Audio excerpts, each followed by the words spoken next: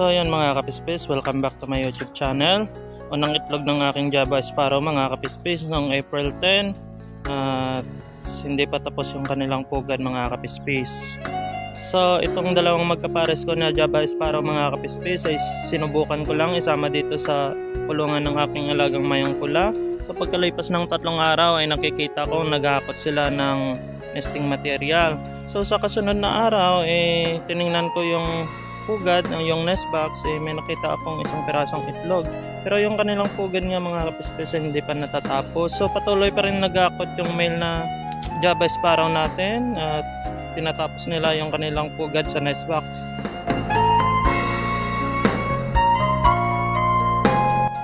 At so heto na nga mga kapispis, April 11 at pagsilip ko ay meron na silang 2 pirasong itlog. Kung napapansin nyo yung nesting material sa loob ng nest box medyo kumakapal na kasi patuloy pa rin yung paghahakot ng male na Java Sparrow. Siguro hindi pa tapos na gawin yung kanilang pugad sa loob ng nest box. So nung paglipat ko sa kanila mga kapispis, hindi ako nag-expect na magbe-breed sila kasi nung last year, simula nung September hanggang December ay 3 beses silang ng itlog nga. So halos lahat ay unsuccessful. So swerte tayo ngayon at nag-breed ulit sila. So ito na mga kapispis, April 13, pangatlong itlog. Bakit April 13 mga kapispis? Kasi nung April 12 mga kapispis ay nag-lockdown sila ng isang araw. Hindi sila nagkaroon o nagdagdag ng itlog ng April 12. So kaya mga kapispis nagkaroon sila ng pangatlong itlog ng April 13 na. So tingnan nyo mga kapispis yung kanilang pugad nesting material ay hindi pa gaanong maayos. Patuloy pa rin ang paghakot ng ating mga Java Sparrow ng kanilang nesting material. So ito na mga kapispis, April 14. Tingnan nyo mga kapispis, meron na silang 4 na itlog. At yung nesting material sa loob ng nest box mga kapispis o yung kanilang pugad ay medyo maayos na. Tingnan nyo mga kapispis, medyo maganda na tingnan kasi hindi na magulo yung kanilang pugad sa loob ng nest box. So shoutout ko nga pala sa ating taga-subaybay na si Daryl Dan tsaka si Nagyer ang nagpapa-shoutout. Salamat sa inyo panonood mga kapispis.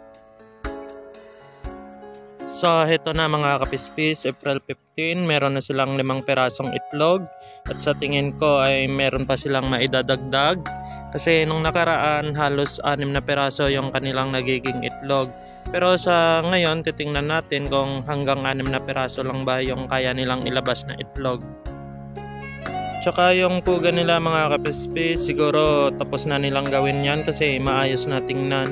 So kung nakikita nyo mga kapispis yung nesting material nila ay material yan ng walis tambo na binibigay ko sa kanila.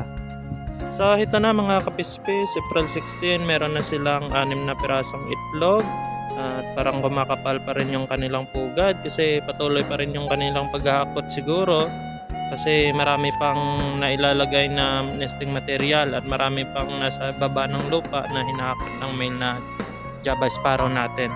So siguro bukas mga kapispis ay magsisimula na silang maglimlim kasi meron na silang 6 na pirasong itlog. So heto na ulit mga kapispis, April 17 nung pagsilip ko binilang ko yung itlog at meron ngang naidagdag. Nasa 7 pirasong itlog na yung kanilang itlog mga kapispis. So ewan ko ba kung hanggang 7 piraso nga lang o baka bukas ay magiging 8 yan. Kasi baka magdagdag pa ulit sila mga kapispis. Sa nalalaman ko mga kapispis, inaabot ng 10 piraso yung kanilang itlog minsan sa ibang mga breeder. So titingnan natin kung aabutin ba ang 8 o higit pa sa 8 yung kanilang magiging itlog mga kapispis. So heto na nga mga kapispis, April 18 nung sinilip ko uli at merong naidagdag na itlog na sa 8 piraso na yung kanilang itlog mga kapispis. So ewan ko ba kung hanggang 8 na nga lang ba o meron pang maidagdag. So sana hanggang 8 na lang para makapaglimlim na sila mga kapispis.